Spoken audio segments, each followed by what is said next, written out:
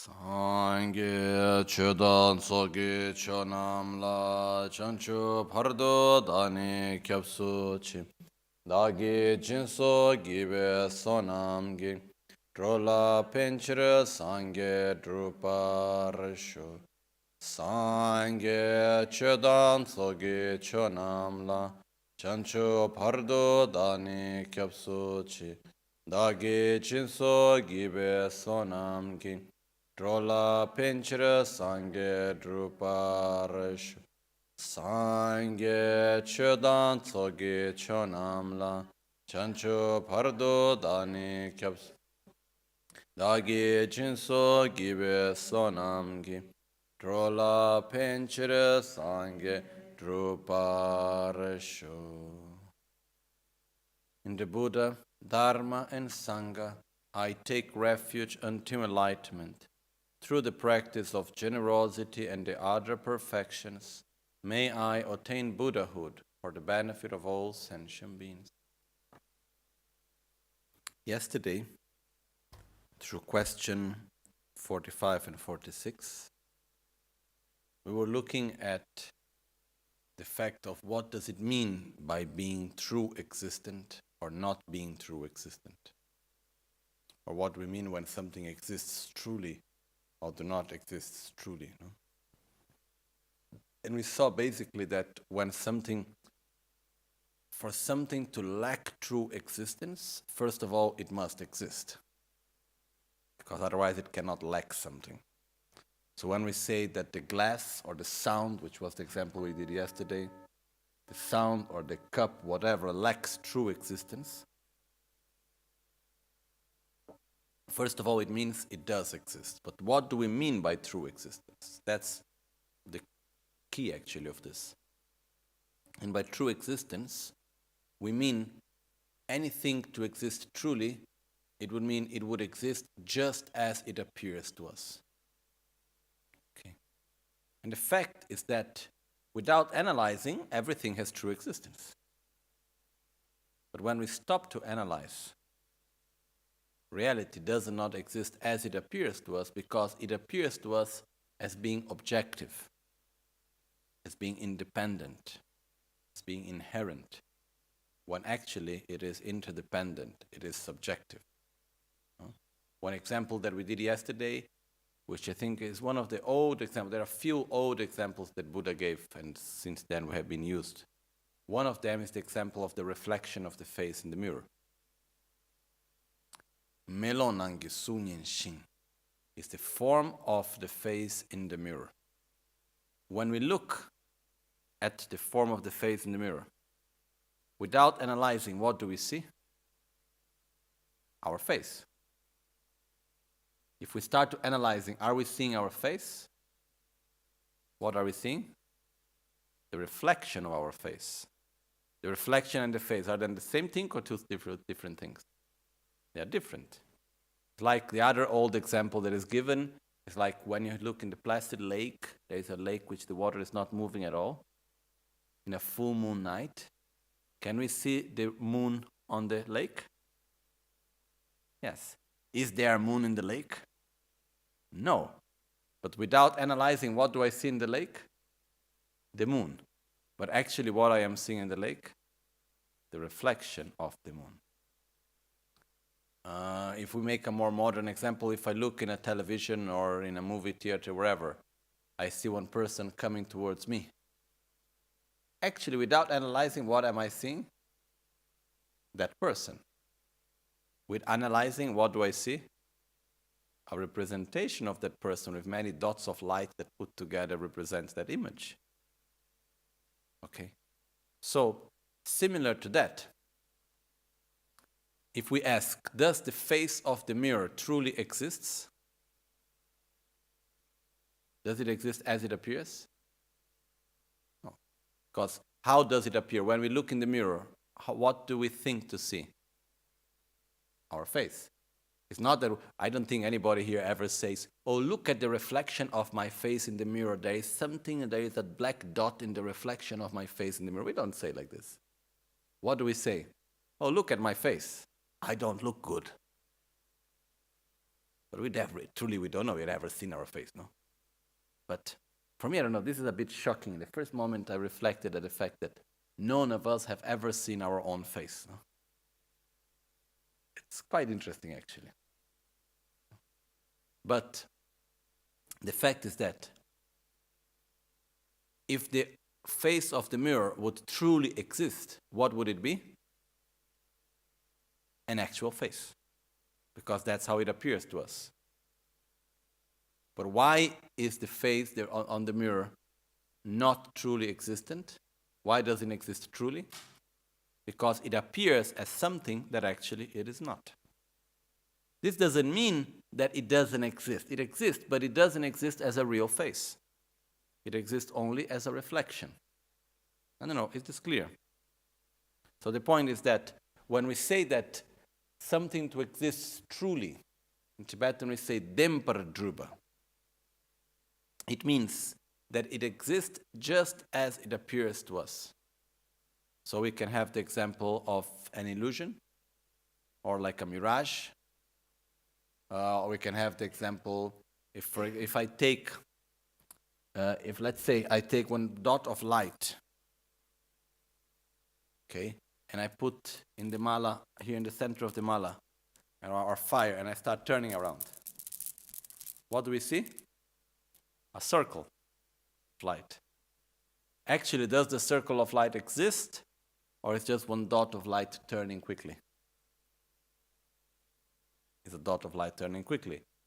But it appears to us as a circle. So again, does it exist as it appears? No. Like this we can go on and on, like when we are from the plane and we look down and we see all the little houses. They look like they are like a centimeter big, no? We can hold all the house in our hand. Are the houses that small? No. But how they appear? As being small. Many examples. One other example it says, one of the old examples is like if we are on the boat going through a river, we can, depending on the way how we look, we can have the sensation that we are not moving and the trees are walking. There can be the sensation that the trees are walking, not us. Okay. I remember when I was a small kid, I liked very much when we would go to the seaside, and there was a long road, and we would go in the evening very often, and the car of my parents had the glass behind like this. So I would sit backwards and stay looking at the moon, and I had the sensation the moon was following us. No? The moon is not following us for sure. But that's the appearance, that's the sensation. So we can go on and on and on, making so many examples of things that actually appear to us in a way which is different from what they actually are. Okay? So many examples of that. So, this is the metaphor. Let's take the metaphor of the face in the mirror. Okay? Now we go to the meaning. Everything that we see, everything that we perceive, exists in a different way than it appears. Because, what's the, how to say, in English, what would be the right word? Deceptive way. What is the deceptive way? Of how phenomena exist? What's the deceptive appearance? It's not that they don't exist. They do exist, but they do not exist as objective, as autonomous, as independent, as they appear to us. When we look at everything, it appears to us just as if it existed by its own self, by its own characteristics, and I have nothing to do with it. When actually, we are totally incapable of perceiving anything independently of ourselves. So, this is the deceptive appearance. Just like the fact is not that the reflection doesn't exist in the mirror, but there is no face in the mirror. There is just a reflection of the face in the mirror. Similar to that phenomena, when I take the cup exists. But it does not exist as a cup inherently, independently of everything else, objectively. It exists in a subjective, interdependent way. Okay? So, whenever we say something doesn't exist truly, it means it doesn't exist as it appears. Okay? I think this is one important point that we reached yesterday. So then from this point we can continue to the next question. Okay? And I will just read one part of the answer of yesterday, which is very clear. And it says, if the object existed as it appears, it would be a truly established phenomenon. If the object existed as it appears, it would be a truly established phenomenon. Instead, it is not established at all in that way. It is likewise to be applied to all. It is not just a question of belief or pondering. There is nothing that is not known truly existent.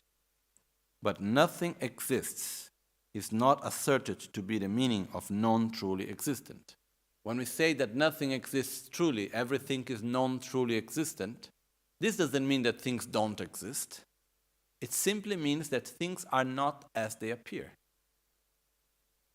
Okay? I think it's quite clear, right? Well, so now we go to the next question, but before that I'd just like to say that it makes me very happy to go through this text.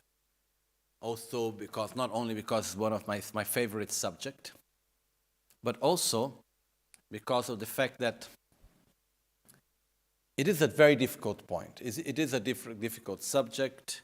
If we look especially how it's presented in the text, it's going like on details, on things. Now the next question you will see. Sometimes we have difficulty understanding the question, forget about understanding the answer. So it is not an easy subject, and it's going like on details. But I believe, especially because something is difficult, we need to go through it again and again in order slowly to understand.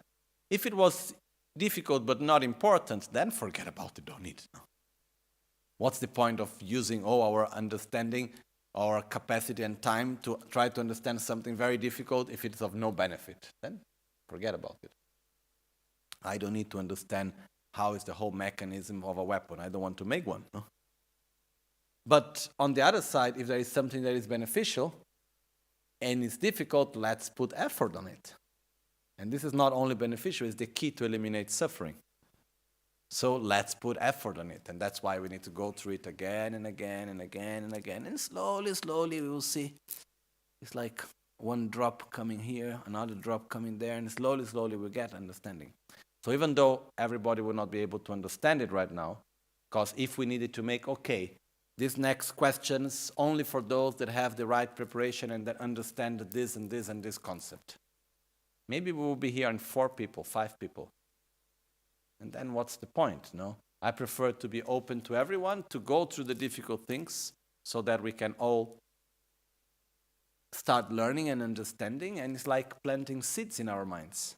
And slowly we get the fruits, we get the understanding. Okay? Well then. 47. Domanda 47.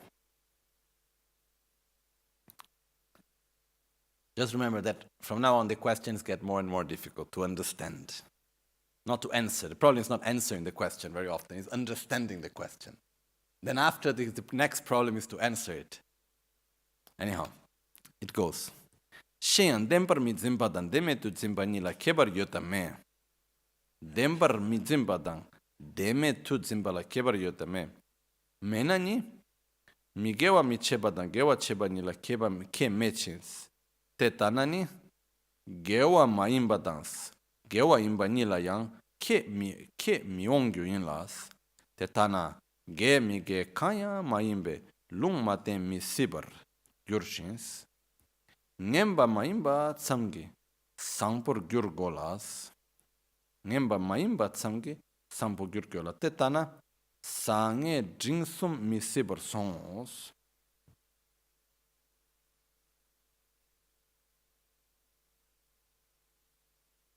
Onte Dembar mi zimbadans, deme tu zimbanila, kebar yona, kebar kanyi sungshik. Shenyan dembar mi zindans, dembar ma zindans, deme ni tu zimbalas, kebar yote ni mingis. Pungs ni mingi, pungsum zimba mangchiros. Dorna, pungba nambuso, denam dempa minyam tu, tetsum logyan dendrubdans, deme kantua zimmala. Okay. Question 47. And it says, moreover, is there a difference between here, the translation, there is a problem that in Tibetan, there is no subject. It's just since the question is saying,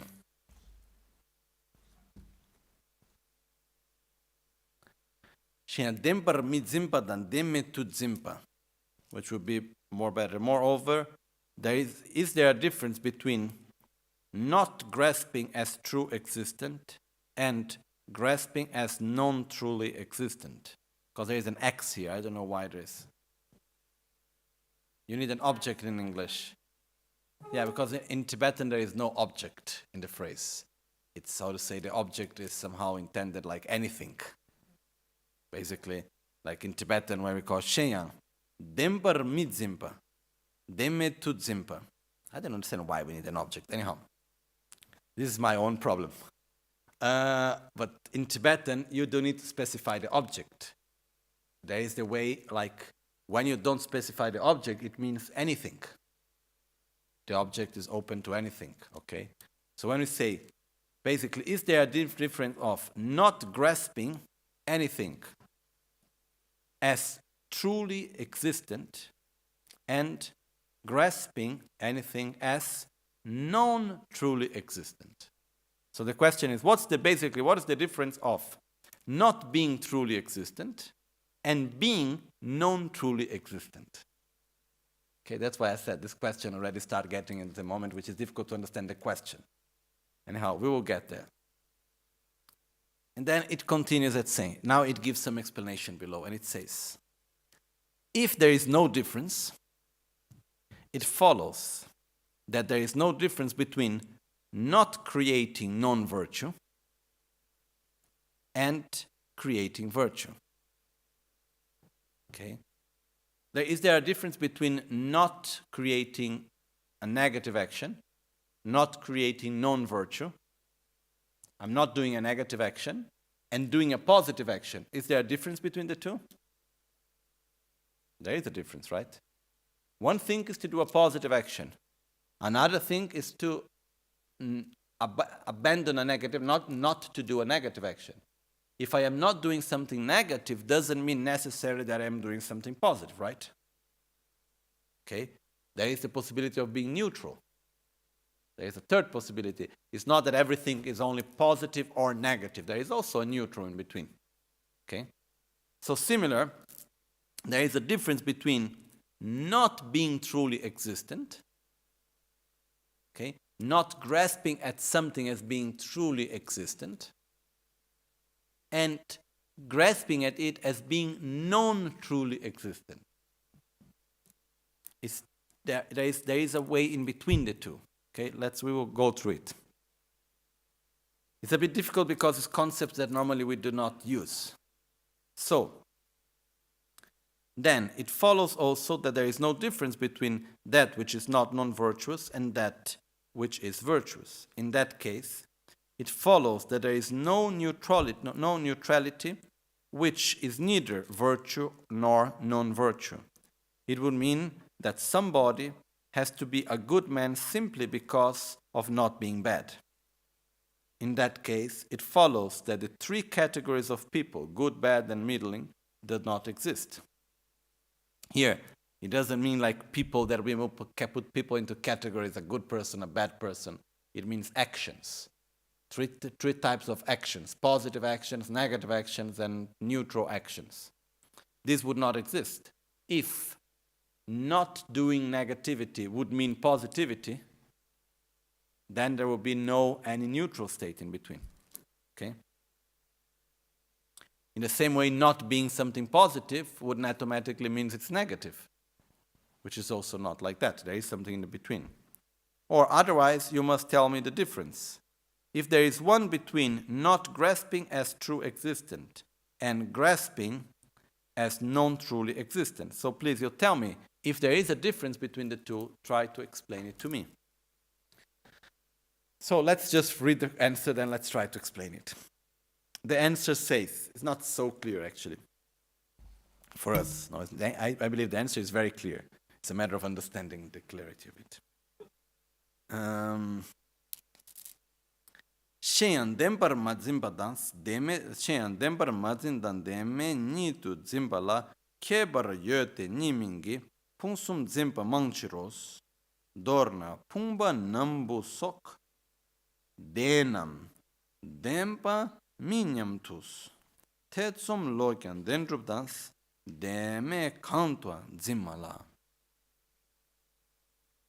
Moreover, there is a difference between not apprehending truly, not apprehending something as being truly existent, and apprehending something as being known truly existent. Okay? We'll read again. Moreover, there is a difference between not apprehending truly, which means not apprehending something as being truly existent, and apprehending something as being known truly existent. Basically, one is an affirmation, the other is a negation. Okay? The affirmation is, I affirm that it is known truly existent. And the other, I negate that it is truly existent. Okay? So moreover, there is a difference between not apprehending something as being truly existent and apprehending something as known truly existent. Because there are many who apprehend a third possibility which is neither of those two. Okay? There are many that have a perception of reality of anything that is not one or the other. There is a possibility. It's not that whenever we see something, we will apprehend it or as being known truly existent or as being not being truly existent. There is a way in between. In short, for instance, even the doubtful mind thinking, if the vase, cloth, and so forth are true or not true, neither apprehends them as truly existent nor as known truly existent. Just checking 1 minute in the Tibetan. Sheyan, dembar madzindans, deme nito, dembar madzindans, deme nito zimpalas, kebar yotes, nimingi, pungsum zimpa manchiros. Okay, it's correct, the translation. So let's try to grab which is this third one. Okay? Dembar madzimpadang, deme tu zimpas. Basically, the difference between the two is the following. Not grasping as truly existent, it means something appears to me as truly existent, and I say it is not like that. Okay? So, let's try to make the example of the mirror. Not apprehending as truly existent, it means I look in the mirror, I see the image of my face, it appears to me as being my face, but I look to it and I say, yes, it appears as being my face, but it is not. So, it does not exist as it appears. Okay? It is not truly existent. Okay? So, I get to the conclusion through the false appearance. Okay? This is one. The other one, to apprehend that it is known truly existence, which in Tibetan says, Demenitu zimpalas, dembar ma zimpadans, demenitu zimpa. The main difference is when we say demenitu. Ni in Tibetan means only. specifically. Nyagi gunita ni means like specifically, only. Which means denme means den means truly, true, me means no. So non-truly. Ni means specifically. So it's only non-true existence. So basically, the difference is that to apprehend the non-true existence of something is different than apprehending that that something is not truly existent. What's the difference? I will repeat again. To apprehend the non-truly existence of something, okay? Because the question is, does the image of the face in the mirror lacks true existence as a face? Yes. As a real face? It lacks true existence as a real face, right? So, it is non-truly existent as a face. So, what is the non-true existence of the image? That it's not a real face. That's the specific aspect. One thing is for me to focus my mind on the actual aspect that the face, that the reflection is not a face, and that it is not, it has a false appearance, and that actually it is not what it may appear to be. I focus on that aspect.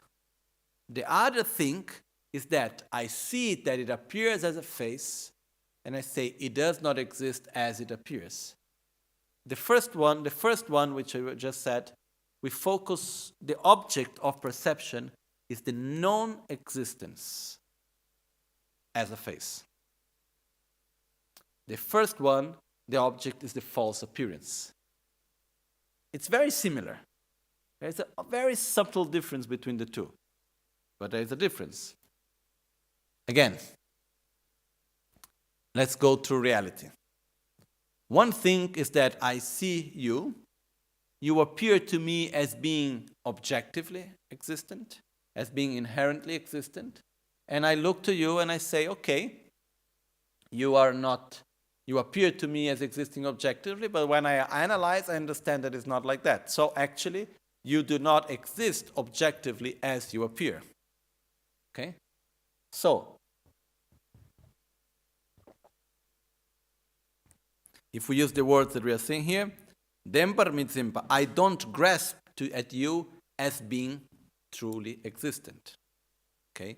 So, what is the object of perception?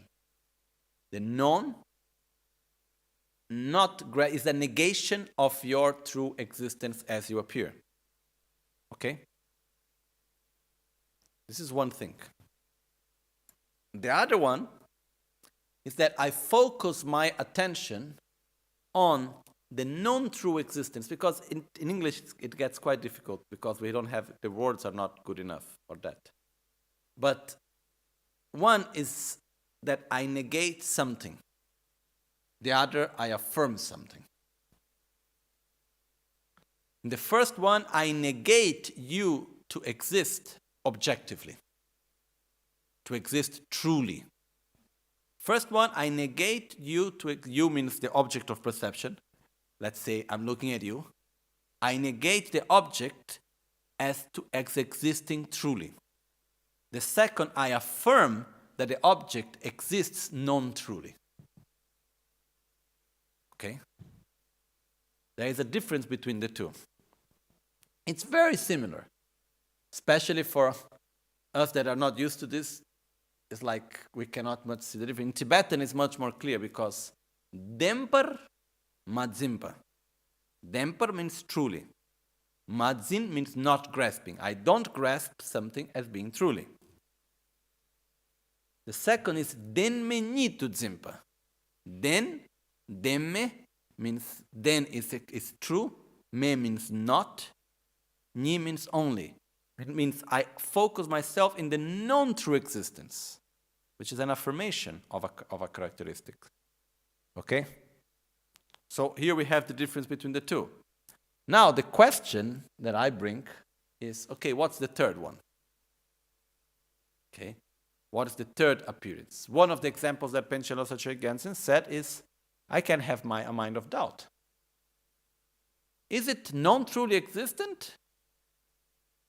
Or it just has appearance which is not as it appears to me? We can have a mind of doubt. It's not that we necessarily need to be only on that perception.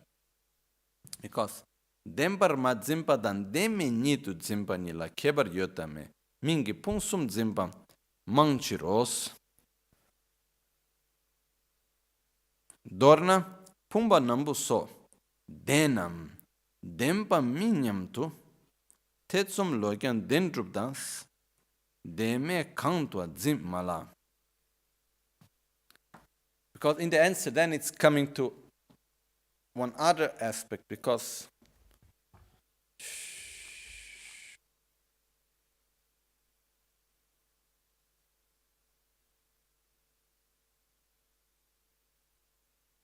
just see one thing.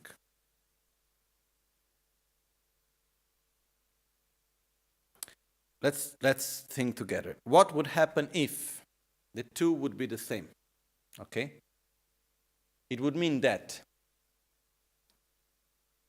in the moment that I understand that something doesn't exist truly, I would understand its non-true existence. Okay? Right away. And at the same time, it would mean that in order to, when I understand the non-true existence, I understand it doesn't exist truly at the same time. Okay?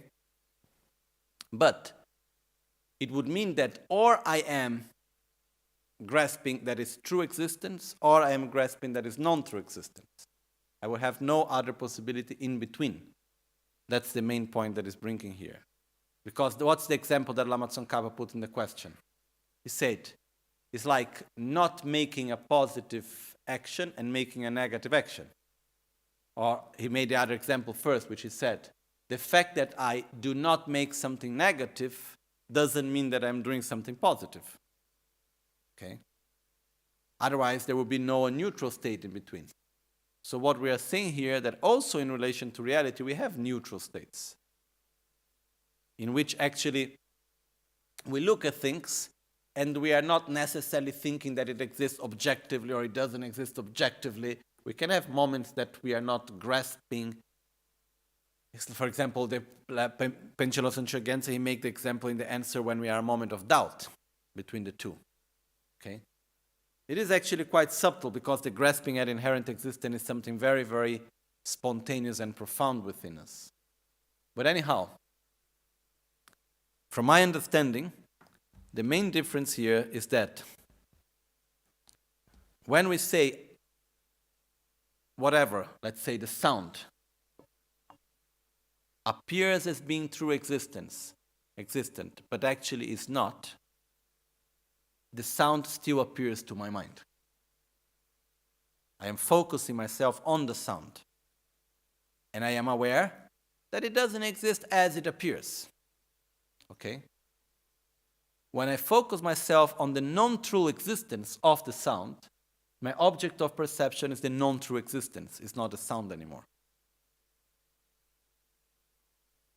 Because I am not able to perceive the non-true existence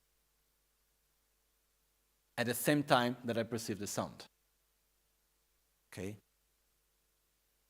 I don't know if this is clear for us. Make another example. The book. When I take the book, for instance, no? I look at the book appears to me as being of true existence, which means it appears to exist inherently and so on. But I know that it's not like that. So I say, okay, the book does not exist as it appears. The book is not inherently existing. Okay? But I'm still looking at the book, I'm still observing the book. It is still appearing to me as being of inherent existence. In the moment I focus my mind on the non-true existence of the book, which means the emptiness of the book, which means the actual lack of inherent existence, I am not able to at the same time to see also the book. Because we, in our own ignorance at the moment, we are not able to perceive at the same time emptiness, means the lack of inherent existence, the non-true existence, which is the same thing, and at the same time perceive reality. Conceptually, yes. Practically, no. This only a Buddha can do. Because in the moment that I actually look at this and it says, it doesn't exist as it appears, and I focus at its non-existence truly, I cannot see it also. I cannot put the two things together. Okay? So, when we say, I understand that the book doesn't exist as it appears. Okay? So, I am focusing myself on the fact that the book does not exist truly. Okay? Again, I see the book, I perceive the book, but I understand that the book does not exist as it appears. The second step is I focus my mind on the non-true existence of the book. The non-true existence of the book is the lack of inherent existence. It's the lack of objective existence. It's the actual emptiness of the book. And the moment that I grasp at the emptiness of the book, I am not able to grasp at the book anymore. Because we cannot put the two things together. We cannot conceive in a non-conceptual way that reality does not exist as it appears. Conceptually, we can say yes. Deeply? No. In the moment that we have a deep experience that reality doesn't exist as it appears, then for us this means reality doesn't exist. That's where we get. So, the point is that gradually, slowly, we need to familiarize ourselves with the fact that reality does exist, but it doesn't exist as it appears. Then slowly, we're able to perceive both of them together when we become one day a Buddha. But up to there, when we conceptually we can put the two things together, but in a practical level, we are not able. Because practical means like spontaneously, deeply within our mind. We are too much conditioned. It's like when I look at my face in the mirror, look even the way I'm saying it, when I look at my face in the mirror, do I know it's not my face? If I analyze it, do I know that it's just the reflection of my face? But I can know it perfectly when I look at it again. What does it look like? What am I seeing? My face. But if I start really trying to bring the concept that it's not my face, then I'm not able anymore to see it as not being my face and as being the appearance of my face at the same time. I'm not able to put the two things together, really. So, the fact is that even though we know that it's not our face, it still appears as being our face. Okay? Similar to that, reality, even though we know that reality does not exist truly objectively, it still appears as existing truly objectively.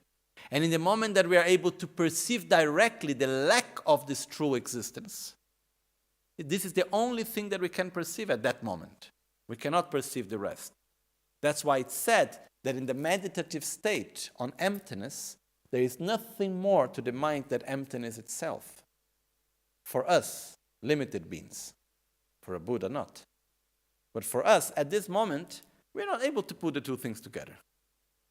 We are not able to put the fact that the book exists, but it doesn't exist as it appears.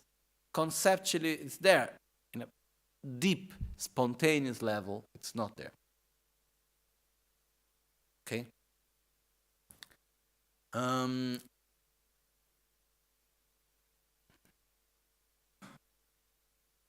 So basically, from this we can see the difference between seeing something as not being true existence and seeing the non-true existence of something. Okay? I think this is the difference between the two. Okay? I think more or less we got to it, okay? Anyhow, this subject is something that we need to reflect a lot, and then suddenly there's this moment where, wow, I got something. And then it's one of the most beautiful experiences we can have when we actually touch into it. Okay? So again, just concluding these two questions.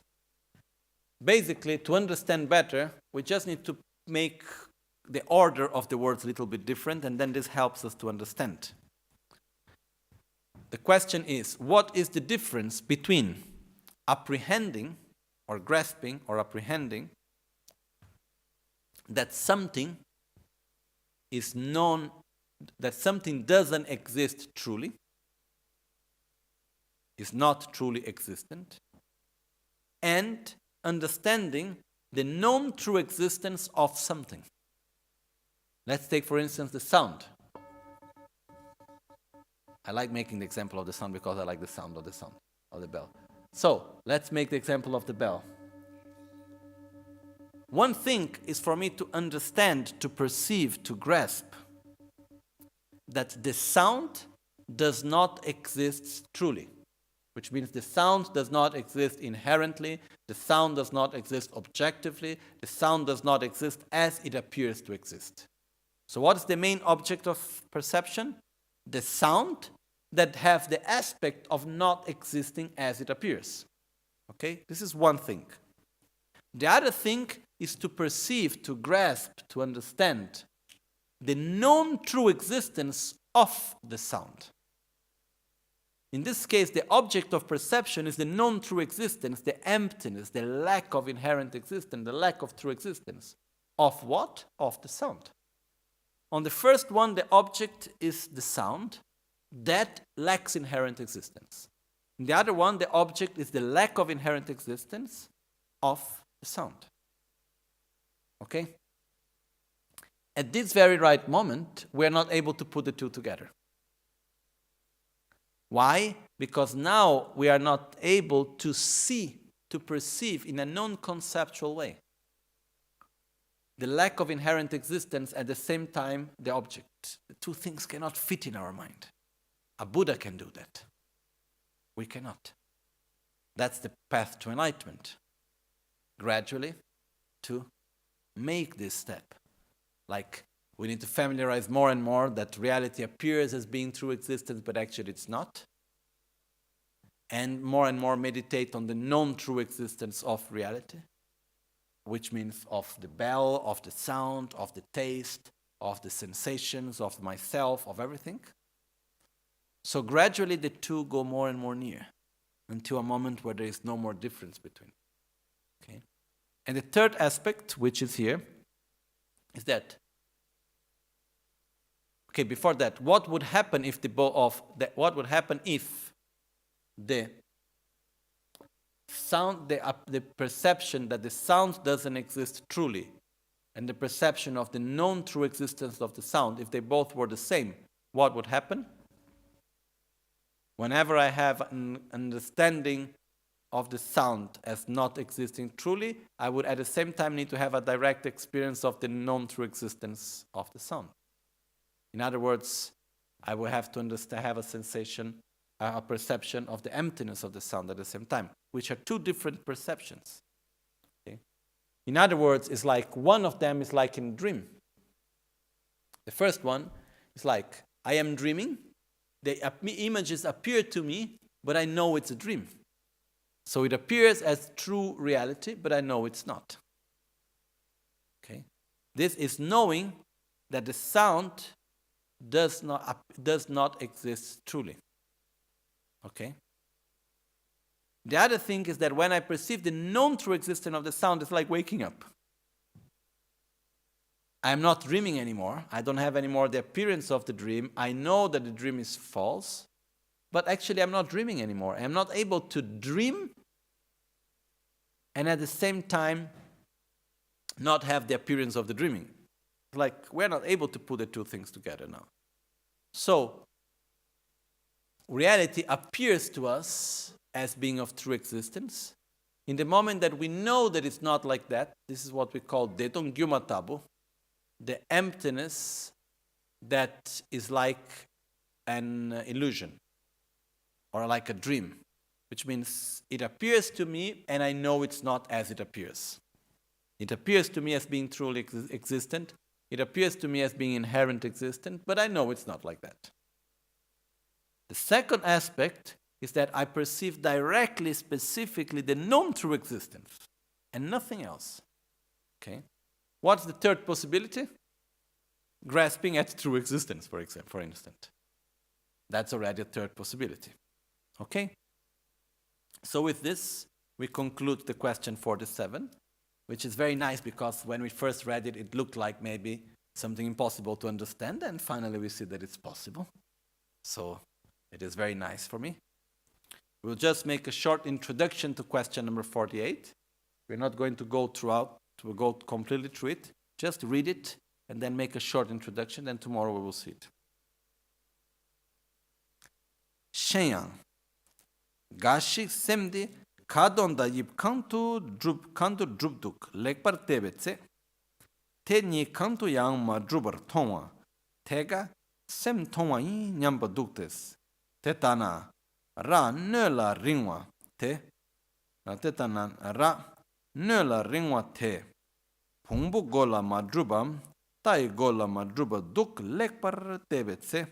Te ni kantu yang ma drubar tonwa. Tega ra tonwa yinams. Yang gashi, semdi kado tu dukams, yipsu du tenes, tenyi kantu yang matong etse, sem madrubo she, ngotroba duktes, tetana, kidi, senger dukam, warduk lekpar tebes, tenyi kantu yang matong etse, ki madruba yin she me nusams, tenyi tsungtes, perna, Kite senge da war madrubes, madruba midrowa shintus, semdiang kado da ipsu madruba midrowa sheshebe turnos. Okay. Actually, 48 and 49 is quite simple. They go together. So let's just read it. Again, Lama Tsongkhapa, we need to remember that this text Lama Tsongkhapa made to put questions to people that also had wrong views. So he took all the wrong views that existed at his time, and I don't know if all, but many of them, and he put them in questions to try to help us to go in the correct way. Okay?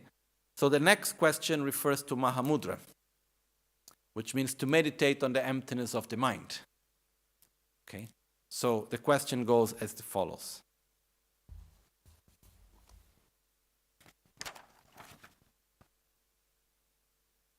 Furthermore, when some people, normally when it starts with furthermore means I'm changing subject. Okay, in Tibetan, when we say Shenyang, also when we do debating. And at a certain point we say Shenyang means my subject has finished and I don't know more what to say about it anymore. So let's start a new subject. So normally when we start with furthermore, it means I'm making a new subject connected to the one of before, but I'm opening as a new subject. Okay. So Shenyang, furthermore, when some people check carefully if the mind exists as color or shape, they believe that the very fact of seeing the mind not existing as neither of them is the seeing of the mind. Then the question is, when one looks carefully if the sharp and long horn is on the head of a donkey or on the head or on that of a horse, and sees that it is not either on one of them, is that very seeing the seeing of a horn? And some people, when they observe if the mind exists as a color or a shape, and realize that the mind is not seen as either one of them, they introduce the mind saying, the mind is not established. In other words, the mind is non-existent. Then the question is, when one looks carefully, if this dog exists as a lion or fox, and when he does not exist, when he does not see the dog as either one of them, can he state that the dog does not exist? These two cases are similar because, for example, just as the dog cannot be established as non-existent due to non-existing as a lion or a fox, similarly, the meaning is that the mind cannot be established as being non-existent due to not existing as color and shape. Actually, it's quite simple. Comparing to the other questions, it's really simple. Basically, what happened is that there are some people that they would try to go to meditate on the emptiness of the mind. So what they do, they try to find where is the mind. So analyze where is the mind, what is the mind, and looking. And finally they see that the mind doesn't exist as in any shape, it doesn't have form, it doesn't have color, it doesn't have a physical shape. So the final conclusion is the mind doesn't exist. Okay? What is the actual emptiness of the mind? What is the actual known true existence of the mind? The fact that the mind doesn't exist as color or shape, so finally the mind actually doesn't exist. Here the example given is so simple, no? It's saying, it's not because if you take a dog and you look at a dog, is the dog a fox or a lion? No, the dog is neither a fox or a lion. So does this mean that the dog doesn't exist? No. Okay. So, similar to that, it's not because the mind is not color or shape that the mind doesn't exist. Okay? When we talk about the emptiness of the mind, it's something else. This will come a little bit later. No?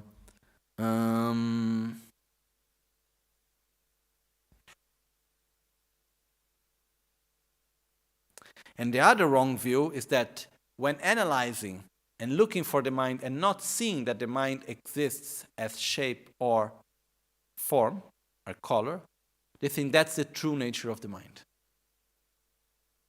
Because the fact is that here Lama Tsongkhapa is opening, when he say furthermore, opening a new door, which is first we were talking about the emptiness of external objects also. Now here we enter another level, which is understanding the emptiness of the mind. Because does the mind exist as it appears? How does the mind appear to us? To exist interdependently or to exist objectively? It's more difficult to answer. Huh? First of all, we never even observe the mind, so how can we know how the mind is, Like, we don't even know what the mind is.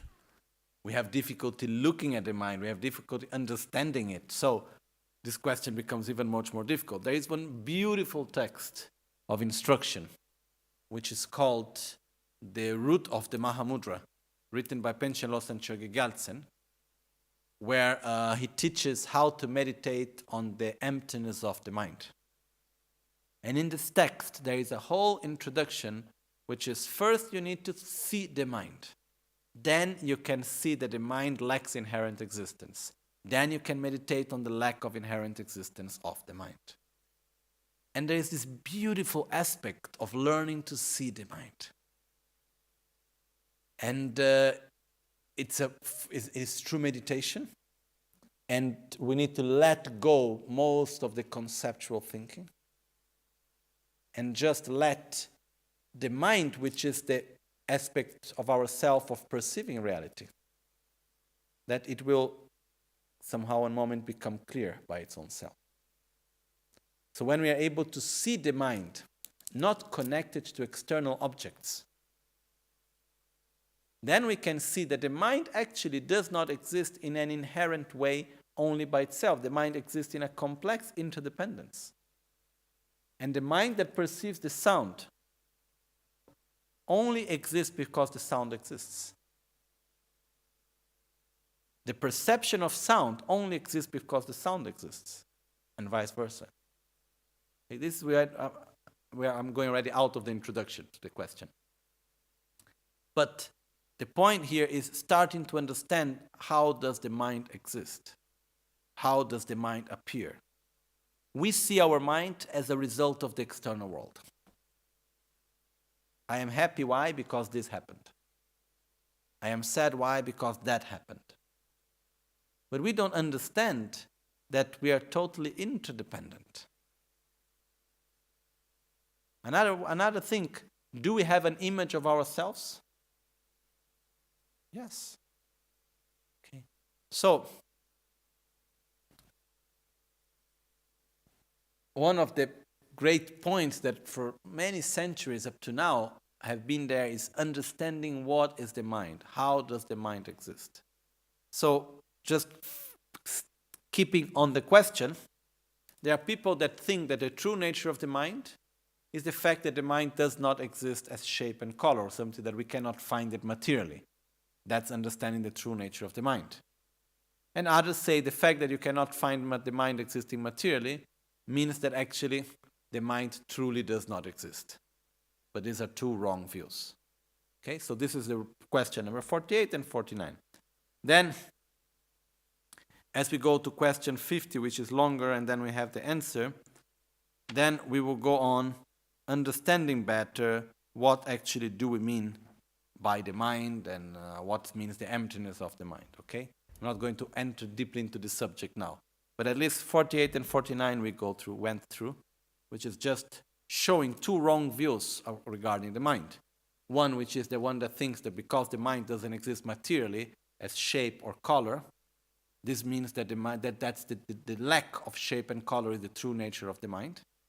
No? And the other one that thinks that because the mind is not shape or color, the mind actually does not truly exist. Okay? Gyaltsen Lama kutse raptenchi namkar tinle chochur gepada Losang tempe dröme sasumgi drove Michel tato negyorchi Nimo dele tsendele nime kuyan delekshin Ninsen takto delekpe Koncho sumki jingilo Koncho sumki ngodrup tsol Koncho sumki tashisho.